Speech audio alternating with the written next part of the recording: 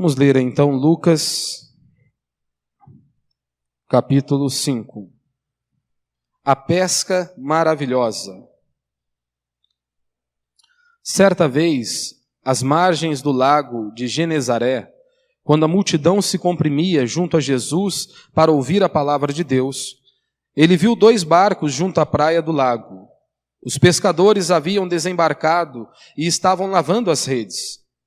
Entrando ele num dos barcos, ou seja, Jesus, que era o de Simão, ou seja, entrou no barco de Pedro, pediu-lhe que o afastasse um pouco da terra, e sentando-se, do barco ensinava as multidões. Quando acabou de falar, disse a Simão: vai mais para dentro do lago, e lançai as vossas redes para a pesca. Simão disse: mestre, trabalhamos a noite toda e nada pescamos, mas por causa da tua palavra lançarei as redes. Feito isso, apanharam uma grande quantidade de peixes, tanto que as redes começaram a se romper. E acenaram então aos companheiros que estavam no outro barco para virem ajudá-los. E eles foram e encheram ambos os barcos, tanto que quase iam a pique. Ao ver isso, Simão Pedro prostrou-se aos pés de Jesus, dizendo: afasta-te de mim, Senhor, porque sou um homem pecador. Pois com a pesca que haviam feito, a admiração tomara conta dele e de todos os que o acompanhavam, bem como de Tiago e João, filhos de Zebedeu, que eram sócios de Simão. Jesus disse a Simão: não temas, de agora em diante serás pescador de homens. E depois de levar os barcos para a terra, eles deixaram tudo e o seguiram. Até aí. O tema da minha mensagem hoje é o desespero humano, né? Você já teve a sensação de fazer tudo o que você podia e ainda assim não dar em nada? Quantas vezes nós temos esse sentimento dentro do nosso ser? De que fizemos e parece que nada está acontecendo em nossas vidas. Quando nós olhamos para esses discípulos, para esses pescadores, homens experientes em sua área, ou seja, não era qualquer pessoa que estava ali trabalhando a noite inteira, eles não estavam pescando por prazer, mas era o trabalho deles, então eram profissionais naquilo que eles estavam fazendo. E eles passaram a noite inteira trabalhando e não pegaram nada, mesmo sendo pescadores experientes. Você já teve a sensação de se esforçar por tanta coisa e parece que nada acontece? Talvez você entrou aqui nesta noite e já disse o seguinte: eu não sei mais o que fazer pelo meu filho. Eu não sei mais o que fazer pelo meu casamento. Eu não sei mais o que fazer acerca do meu trabalho. Ou talvez você entrou aqui se perguntando: eu não sei mais o que fazer por conta do meu pequeno grupo. O que eu devo fazer? Quais devem ser as minhas atitudes?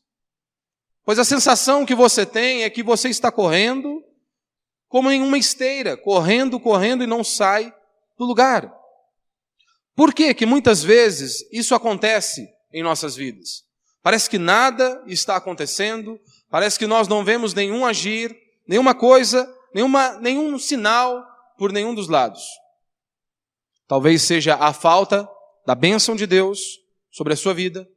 Talvez seja a falta do agir de Deus sobre você, sobre o seu lar. Talvez o que está faltando é uma intervenção divina dentro da sua casa, em sua vida. Porque nós queremos que Deus possa transformar a vida do cônjuge, né? Mas você deveria clamar a Deus para que uma intervenção divina ocorresse em sua vida em primeiro lugar.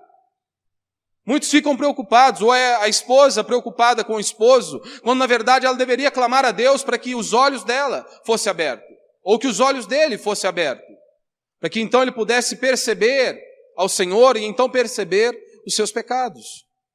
Ou o que está faltando em sua vida é Jesus entrar no barco da sua vida e conduzir a sua história. Porque quando nós lemos este episódio, nós vemos que as coisas continuaram a mesma.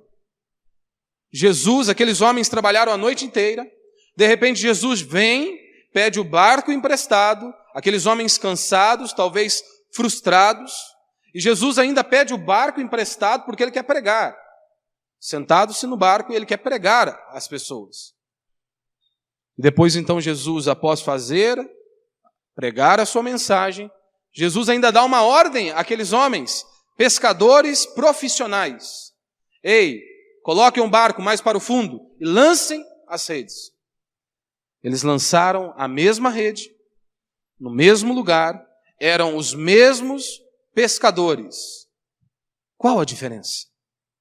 Por que agora eles pegaram inúmeros peixes? A diferença estava porque Jesus estava ali no barco. Porque era Ele, o Senhor, o Deus Todo-Poderoso sobre tudo e sobre todos. Era Ele que estava ali agora e a voz de comando partiu dele. A ordem veio de Deus. E é o que precisamos de fato. É Jesus entrar e conduzir o barco de nossa vida. Mas a pergunta é, será se nós de fato cremos em Deus? Será mesmo se nós depositamos a confiança em Deus? Será se nós oramos como deveríamos orar? Como eu sempre digo aqui, se a sua oração não move nem você, você quer mesmo que mova Deus? Se você não derrama lágrimas pelos seus pedidos, você quer mesmo que Deus se mova a seu favor? Muitas pessoas adoram pedir, orem por mim. Mas sendo que eles mesmos não clamam a Deus pelos seus pedidos, eles mesmos não choram diante de Deus, clamando ao Senhor por uma intervenção divina, seja dentro dos lares, no casamento, na criação dos filhos, no trabalho. Eles mesmos não clamam. Talvez você esteja aqui nesta noite e esteja remando sozinho. Há uma grande probabilidade disso. Mesmo frequentando igreja, você talvez possa estar remando o barco sozinho. Como assim, pastor? Quantas vezes nós achamos que nós podemos conquistar as coisas pela força do nosso próprio braço? Porque nós nos consideramos inteligentes.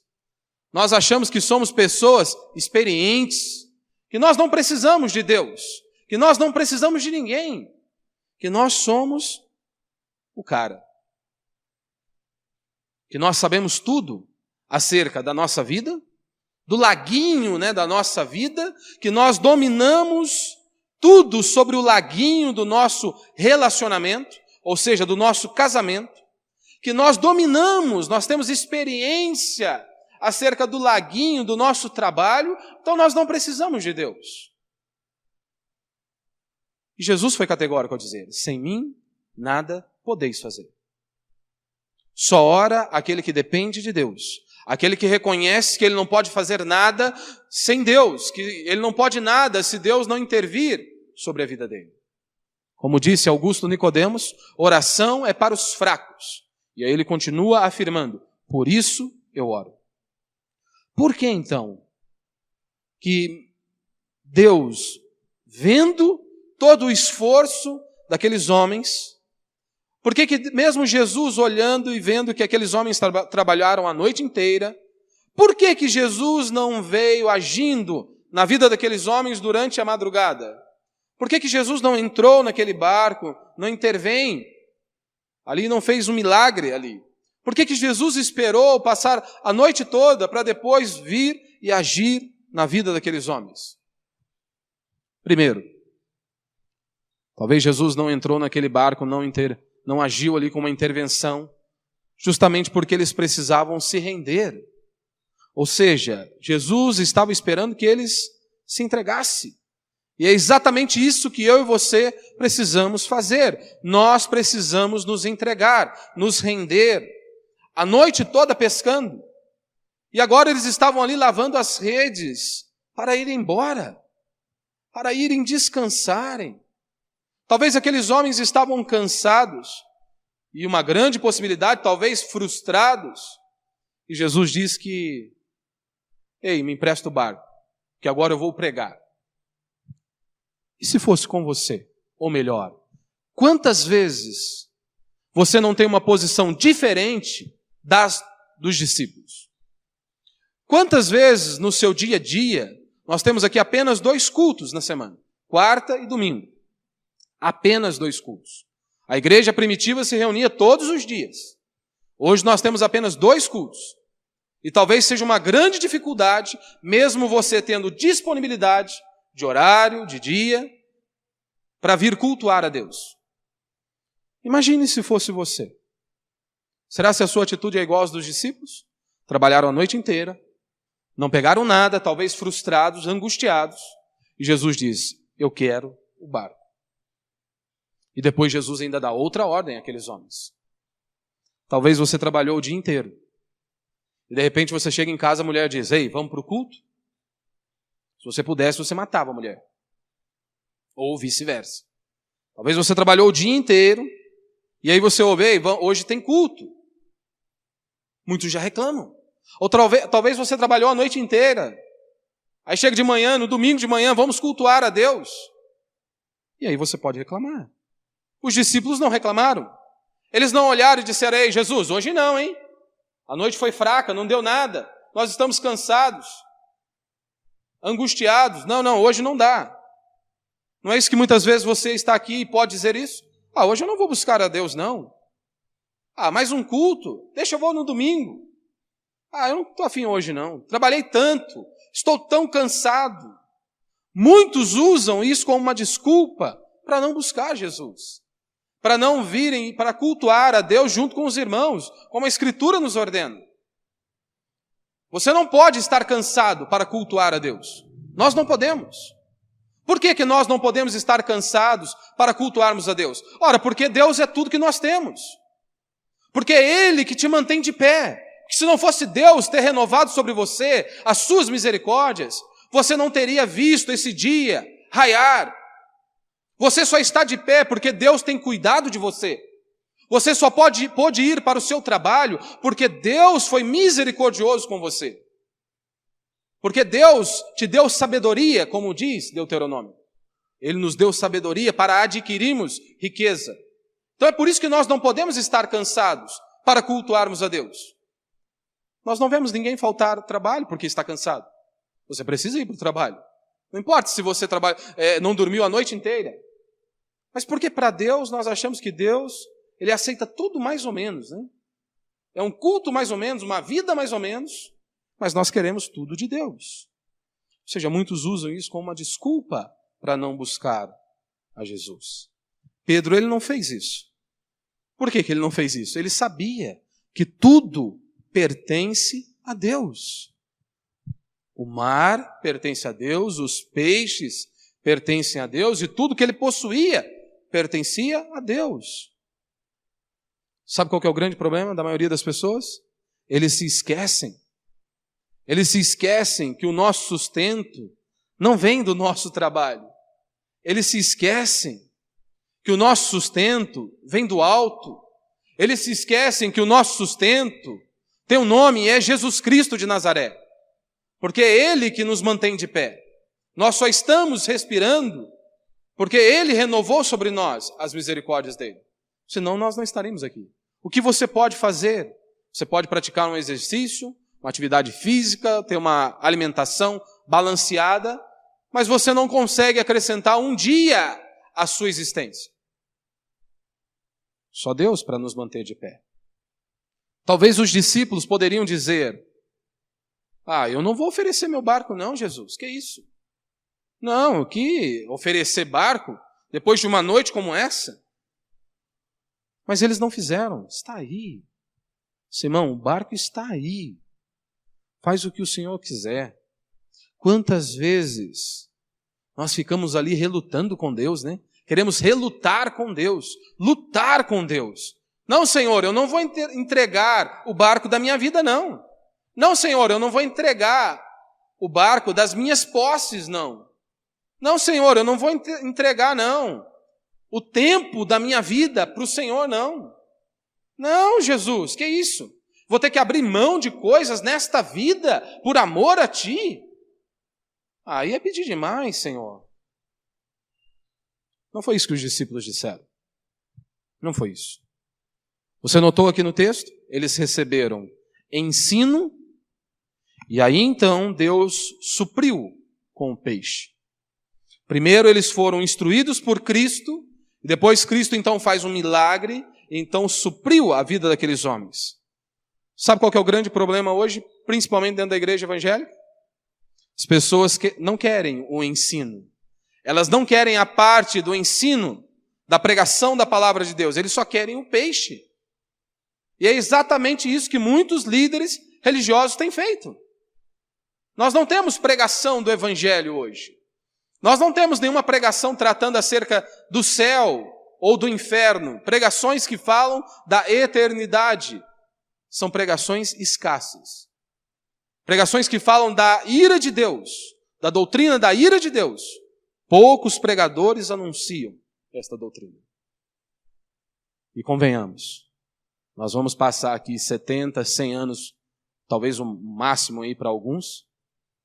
O que é 100 anos comparado com a eternidade? Não é nada. Não é nada. O problema é esse, as pessoas querem apenas ensino. Elas não querem ensino, elas querem apenas o peixe. Por isso que nós vemos inúmeras comunidades, né, constantemente vivendo de campanha, né? Vivem de campanha após campanha. E é claro, Deus não vai trabalhar de graça. Como assim? Para Deus fazer algo na sua vida, você tem que depositar. E convenhamos, como é que Jesus vai fazer de graça na sua vida? Tem que sacrificar. Você vai ter que abrir a mão, vai ter que enfiar a mão no bolso. Porque senão, como é que você quer que Deus faça na sua vida? Aí vive campanha após campanha. Campanha de como fisgar o peixe. Ou de como fisgar o marido. De como fisgar um emprego, né?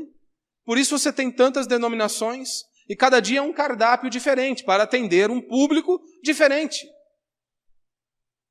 Mas nada de ensino sólido sobre a Escritura. Nada de um ensino sólido, ensinando as pessoas a lerem a Escritura, a buscarem conhecer a Deus por meio de sua palavra. Nada disso.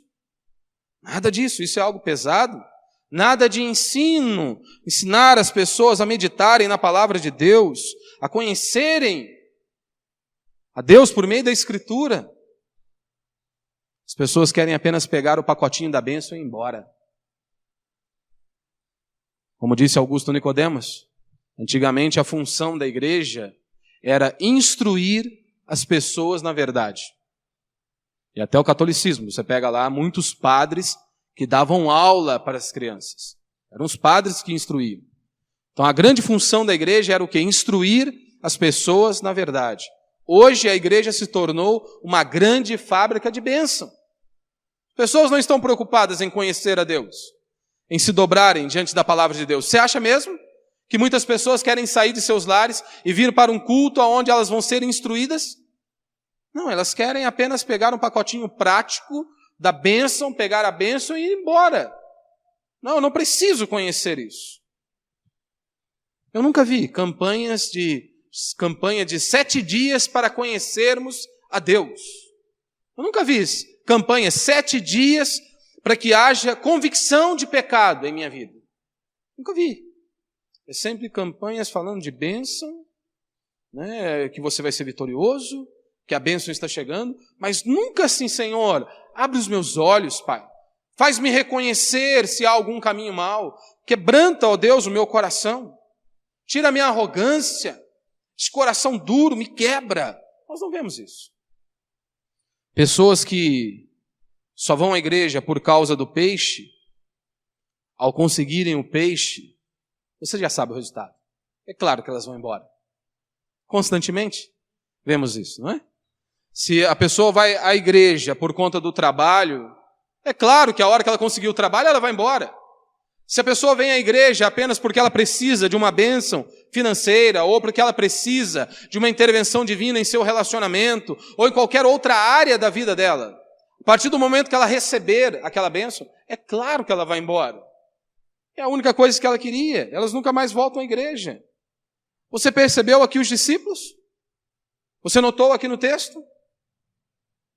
Os discípulos fizeram uma pescaria maravilhosa. E deixaram tudo para trás. Deixaram tudo. Eles abandonaram a bênção por conta do abençoador. Por quê? Porque eles sabiam que não existe bênção maior do que ter o próprio Cristo conduzindo o barco de nossas vidas. Por isso, eles abriram mão da bênção por conta do abençoador. A maior bênção do cristianismo não é o que Deus pode te dar. A maior bênção do cristianismo é o próprio Cristo. E as pessoas estão preocupadas com coisas materiais. Segundo, por que Cristo talvez não entrou no barco durante a noite? Porque Ele espera que você seja quebrantado. Ou espera que você seja quebrado? Se você é pai, você vai se identificar com o que eu vou falar agora. Como que um pai de família, ele volta para casa de mãos vazias? Qual é o sentimento que um pai de família carrega sobre os seus ombros quando ele volta para dentro do seu lar com mãos vazias? Se você é pai, se você já passou uma crise, se você já passou por um vale do desemprego, por inúmeras dificuldades, como você se sentiu? Nos sentimos impotentes, nos sentimos fracassados. Como voltar para dentro do nosso lar e o filho vai pedir algo e nós não temos para dar para o filho? Como voltar para dentro da nossa casa sabendo que nós temos contas para pagar? Você tem aluguel para cumprir e você está ali muitas vezes de mãos atadas. Nos sentimos impotentes e fracassados. Neste mundo caído e com a nossa natureza caída e pecadora, nada nos aproxima mais de Deus do que o fracasso e a humilhação. Neste mundo caído, e nós com essa nossa natureza caída, pecadora e arrogante como nós somos, nada nos aproxima mais de Deus do que o fracasso e a humilhação. Como já disseram, né? Deuses, quando querem nos punir, eles nos dão 40 anos de prosperidade. Ou seja, quando os deuses querem nos punir, eles dão 40 anos de prosperidade para a pessoa. Irmão, não tem nada pior para uma pessoa sem Deus do que ela continuar tendo êxito em sua vida. Não há nada pior para uma pessoa sem Deus do que ela continuar tendo êxito em tudo o que ela faz. Porque convenhamos, uma pessoa sem Deus, e que ela tem êxito, sucesso naquilo que ela faz, automaticamente as pessoas o idolatram. As pessoas colocam um tapete vermelho para eles passarem.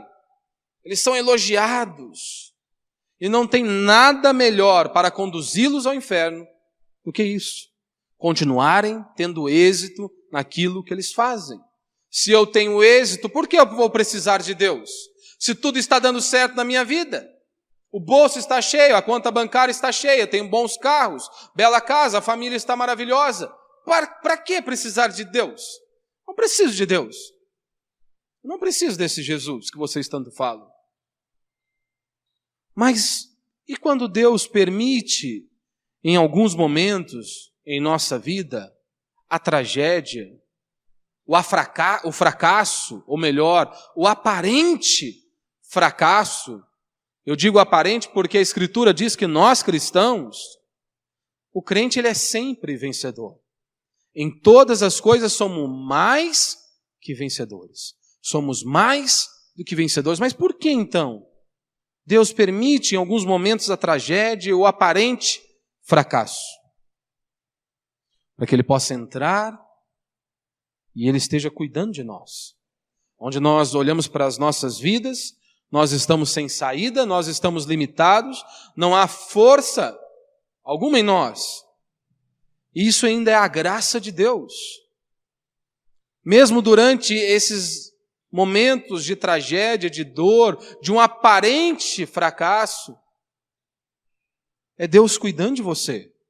É Deus tratando comigo, com você, nos quebrantando, abrindo os nossos olhos para que nós possamos perceber que nós não somos nada sem Deus.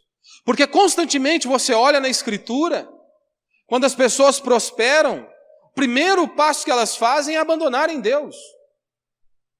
Primeira atitude, uma das primeiras atitudes que o homem faz quando ele prospera é justamente abandonar a Deus. Eu não preciso mais dele. Por exemplo, um líder aí de um pequeno grupo.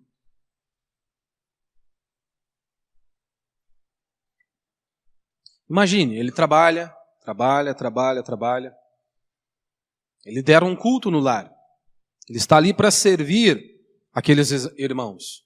Está ali para servir a igreja de Deus. Ele tem o seu trabalho durante a semana, durante o dia. Ele tem a sua família, ele tem os filhos muitas vezes. E ele vai para o pequeno grupo, ele se enche do Senhor, ele busca o Senhor, ele teme ao Senhor. Ele continua sendo fiel a Deus, anos após anos, ano após ano. E mesmo assim, parece que o pequeno grupo não avança. Parece que as pessoas não compreendem o que ele está falando. Mas ele continua sendo fiel a Deus. Porque ele se lembra que todo o nosso trabalho em Deus não é em vão. Porque ele sabe que de uma forma ou de outra Deus está tratando com ele. Deus está nos quebrantando o nosso coração, o nosso orgulho, a nossa arrogância. Para que na hora que algo aconteça, para que um milagre, uma intervenção divina ocorra, nós não venhamos achar, isso é fruto do meu esforço. Isso é fruto do meu trabalho, da minha inteligência. E aí, então Deus vai tratando conosco, vai nos quebrantando. E aí, então quando algo acontece, nós levantamos as mãos para os céus e dizemos, louvado seja o Senhor. Porque se o Senhor não fizer, nós estamos completamente perdidos. Ou seja, antes de sermos cheios do Espírito Santo, nós precisamos ser despidos da nossa própria força, do nosso próprio ego, do nosso orgulho, da nossa vaidade. Se queremos ser cheios do Senhor, da vida de Deus, do Espírito Santo, nós precisamos nos esvaziar de nós mesmos. E não se engane, a arrogância, o orgulho, isso não é algo para o seu vizinho, é para você, é para mim. Nós precisamos orar a Deus para que Deus nos quebrante. Abra os nossos olhos, o nosso entendimento, para que nós possamos ver o quão arrogante nós somos, quão duro nós somos e o quanto nós precisamos de Deus todos os dias. Para se levantar em Cristo, primeiro você precisa cair em si mesmo. Você precisa cair em si mesmo. Você se lembra do apóstolo Paulo em 2 Coríntios, capítulo 2, capítulo 1, verso 8 e 9?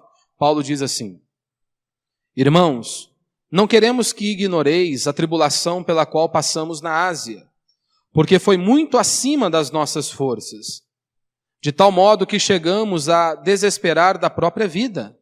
Na verdade, tínhamos sobre nós a sentença de morte, para que não confiássemos em nós mesmos, mas em Deus, que ressuscita os mortos. A dificuldade foi tamanha, a tribulação foi tamanha, chegaram a ponto de desistirem da própria vida, desesperar da própria vida. E Paulo diz, para que não confiássemos em nós, mas em Deus, que ressuscita os mortos. E é isso que eu e você temos que fazer. É depositar em Deus a nossa confiança. Em Deus a nossa esperança. Por que às vezes algo não aconteceu? Às vezes nós nos perguntamos, será que eu não fiz o trabalho certo? Às vezes o que falta é você fazer a oração certa. É você se prostrar diante do Senhor, dizer, Senhor, sem Ti eu não posso nada. Se o Senhor não vier, ó Pai, não existir aqui uma intervenção divina, todo o trabalho está perdido. Se o Senhor não vier aqui, Pai, não fizer algo sobrenatural, eu não consigo, eu não dou conta, eu preciso do Senhor, eu preciso, ó Pai, do Teu Espírito agindo sobre mim, agindo dentro do meu lar, no meu casamento, na criação dos meus filhos. Eu preciso do Senhor. Quantas vezes talvez você esteja trabalhando e nada, e você acha que é inútil, pensa que é inútil, não é inútil.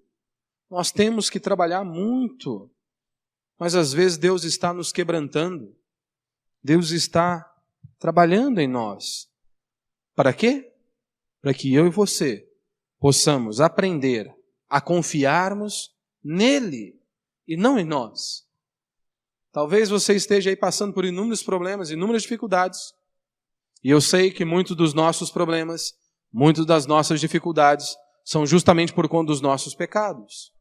Porque nós plantamos e hoje nós estamos colhendo. Mas você pode estar ali fazendo tudo certo. Parece que nada acontece. É justamente porque Deus pode estar te quebrantando.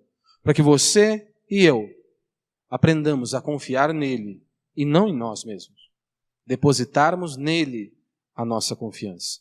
Terceiro princípio, ele espera que você chegue ao fim de si mesmo, né? Talvez Jesus não entra no barco, porque ele espera que você chegue ao fim de si mesmo. Qual que é o lema do mundo, né? As pessoas dizem, desde que você se esforce, você pode tudo que você quiser. Este é o lema aí. Desde que você se dedique, você pode tudo que você quiser. Quem trabalha sempre alcança. E aí eles dizem, se não alcançou é porque não trabalhou. Mas nós olhamos aqui para Pedro, ele trabalhou a noite inteira. E mesmo assim ele não alcançou nada. Ele trabalhou a noite inteira e mesmo assim ele não alcançou. As pessoas vivem hoje, elas dizem como se tudo dependesse de nós, da nossa força. Nós somos deuses, né? Eles acham que são deuses. Ou seja, eles são super poderosos. Eles dizem, eu faço a minha sorte, eu crio o meu destino. São frases de homens confiantes e onipotentes. Homens que se julgam semideuses. Não basta apenas trabalhar. Nós precisamos da bênção de Deus sobre nós. Pedro trabalhou a noite inteira, mas ele precisava da bênção de Deus sobre ele. Pare e analise ele. Morreu recentemente aí o Maradona, né? Eu não sou muito fã de futebol, nem entendo nada de futebol, né? Mas todo mundo conhece o cara, conhecia o cara. E não apenas Maradona, inúmeros outros nomes aí do futebol são pessoas de sucesso. E às vezes você olha, né, no caso do Maradona, foi a morte. Um homem adorado, idolatrado, não apenas em seu país, mas talvez aí no mundo, pelo menos em lugares onde pessoas gostam de futebol, automaticamente ele era conhecido. E de repente, a morte bateu à porta desse homem. Não é um super-homem. Não é um homem de ferro. Não é um homem que pode tudo. Não. E quantas pessoas são assim? O ser humano é assim. Frágil. Extremamente limitado.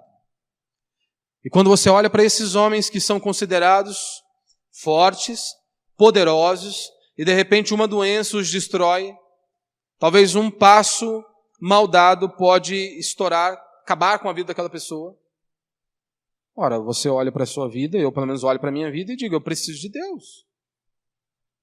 Eu saio de minha casa e volto, agradeço a Deus, porque se Deus não me guardar, eu estou perdido. Nós estamos quase terminando mais um ano, e nós não conseguimos ver muitas vezes a bênção de Deus sobre nós. Talvez você não consiga ver a bênção de Deus sobre você, porque você planejou inúmeras coisas. Você queria alcançar inúmeros lugares. Mas você não consegue agradecer a Deus porque você está vivo. Porque mais um ano se passou e Deus foi misericordioso com você. Deus te deu mais um ano de vida. E você está respirando. E mesmo assim você não consegue ser grato a Ele. Você não consegue ver a sua fragilidade. O quanto que você é limitado, o quanto que você é pó, como diz a Escritura. Nós somos assim. Todos nós aqui, sem exceção. Por maior que seja o esforço humano, sem Deus, sem Jesus, nós estamos fritos. Por maior que seja o esforço humano, sem Deus, nós estamos perdidos.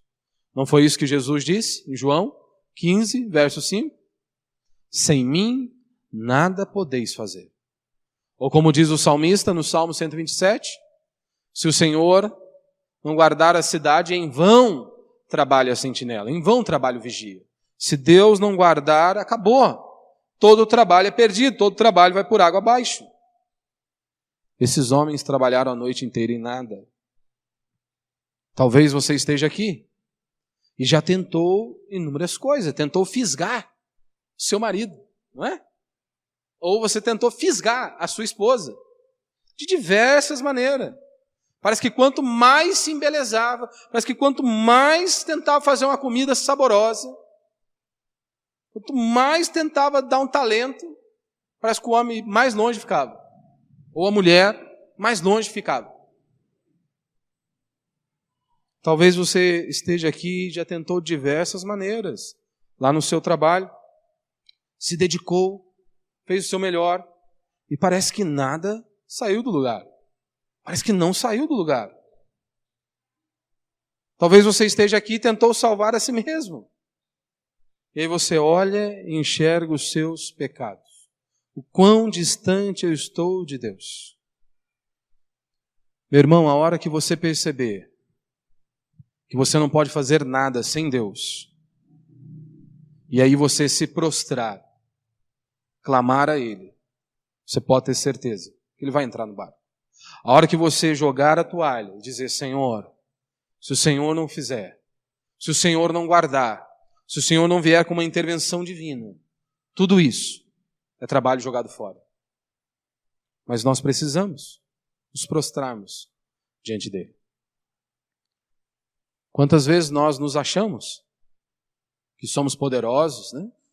Que nós podemos tudo, sou dedicado, faço o trabalho com excelência, então é claro que o resultado vai vir, claro que ele vai vir.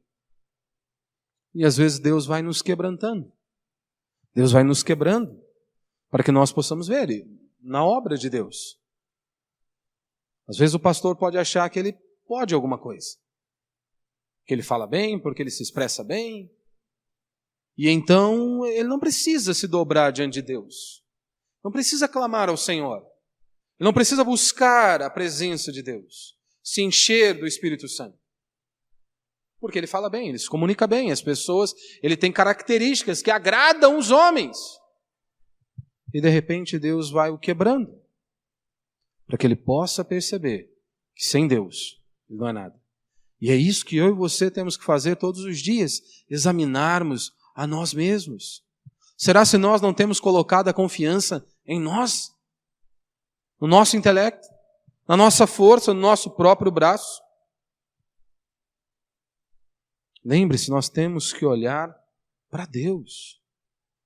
Nós temos que falar, Senhor, abre os meus olhos para ver se há algum caminho mau. 2020, né? 2020 está aí acabando. Quantas pessoas fizeram planos, cronogramas, alvos, e de repente tudo foi por água abaixo. E o homem continua achando que ele pode alguma coisa. Talvez você esteja me ouvindo aqui nessa noite e continua achando que você pode alguma coisa. Que você é forte o suficiente. Que você pode fazer as coisas acontecerem. Meu irmão, nós precisamos confiar totalmente em Deus, em Cristo Jesus. E nem um pouco em nós. É dependermos de Deus. Essa é uma lição básica e constante do cristianismo. Uma das lições mais básicas e constante ensinada na Escritura é justamente isso. Dependa de Deus. Confie em Deus. Espere em Deus. Repetida de forma exaustiva na Escritura. Espere em Deus. Porque nós temos uma grande dificuldade de esperarmos. Vivemos num mundo assim, né? Que é tudo prático, tudo rápido. E nós oramos às 19 horas e esperávamos que Deus fizesse um milagre às 18h30 em nossa vida. É assim que muitos de nós agimos. Então aprenda a confiar e a depositar a esperança em Deus. Isso se chama graça de Deus. Depositar a confiança nele, confiar nele. Que se ele não fizer, nós estamos perdidos. Isso chama a graça de Deus. Nada em mim. Eu não sou nada sem ele. Tudo que eu faço é por meio dele e graças a Ele. Porque dele, por Ele, para Ele são todas as coisas. Não é isso que Paulo vai nos ensinar em Romanos? Porque dele, por Ele e para Ele são todas as coisas. Mas aí as coisas começam a acontecer em nossas vidas. E o que muitos de nós achamos? É porque eu sou o máximo. Porque eu me dediquei. Porque eu sou fenomenal. E é por isso que as coisas estão acontecendo. Ele esquece de levantar as mãos para o céu e agradecer a Deus, porque se não fosse Deus, ele estaria perdido. A sabedoria que você tem foi porque Deus te deu. Simples assim. Como Paulo vai nos ensinar em Coríntios. 1 Coríntios. O que você tem que você não recebeu? E se você recebeu, por que você se vangloria? Como se não tivesse recebido. Ou seja, por que você está se vangloriando? Se tudo que você tem foi Deus que te deu.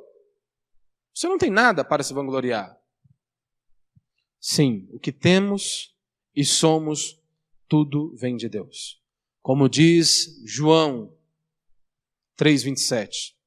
Ninguém pode receber coisa alguma se não lhe for dada do céu. Ninguém pode receber coisa alguma se não lhe for dada do céu. Para a gente encerrar, Ele espera que a gente trabalhe pela graça, né? Cristo espera que nós trabalhemos pela graça. Conhecer a graça e perceber isso.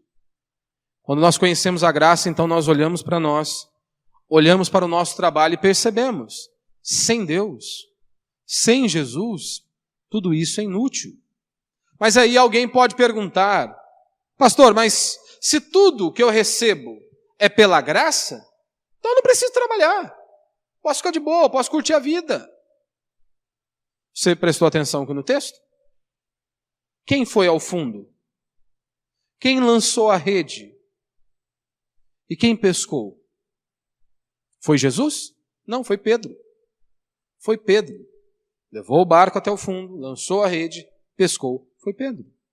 A rede a ser lançada é a mesma. O que mudou foi o coração. É o coração que muda.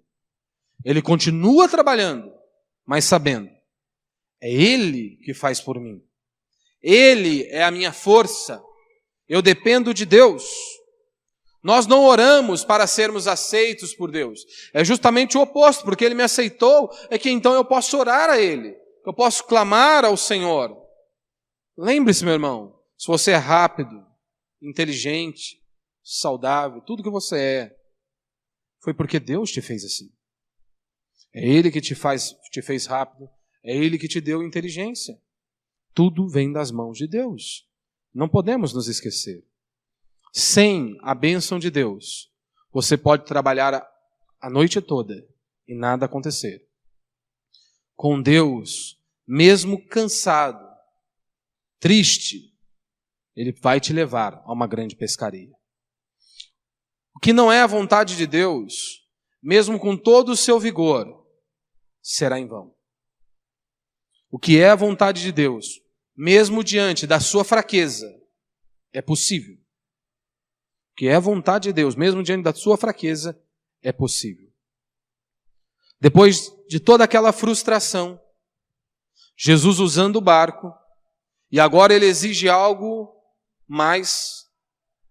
Aqueles homens, eles estavam exaustos, talvez querendo consolo, e Jesus exige que eles tenham fé, que eles confiassem nele. A vida não é coisas, a vida se resume em pessoas. Mas constantemente nós trocamos as ordens. Achamos que a vida se resume em coisas e acabamos usando as pessoas, né?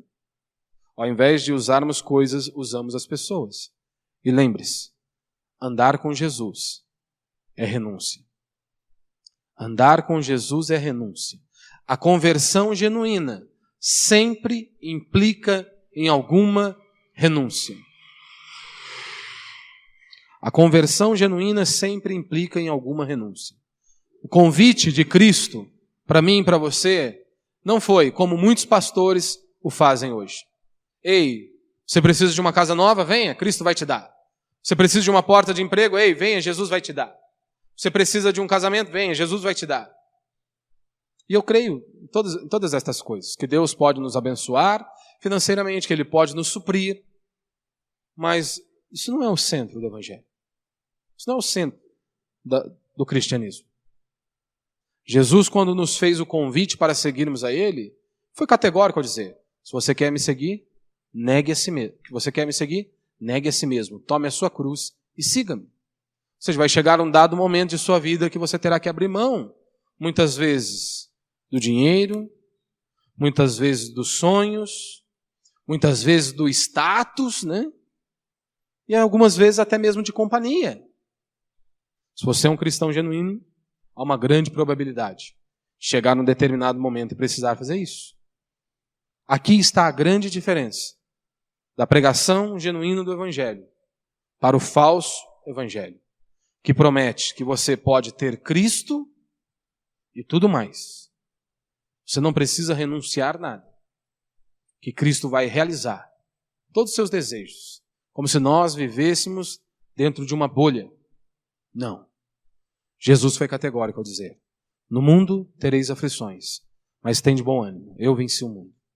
Jesus foi categórico ao dizer: eis que estou convosco todos os dias, até a consumação dos séculos. O que eu e você temos que fazer é nos prostrarmos diante dele e buscarmos a Ele.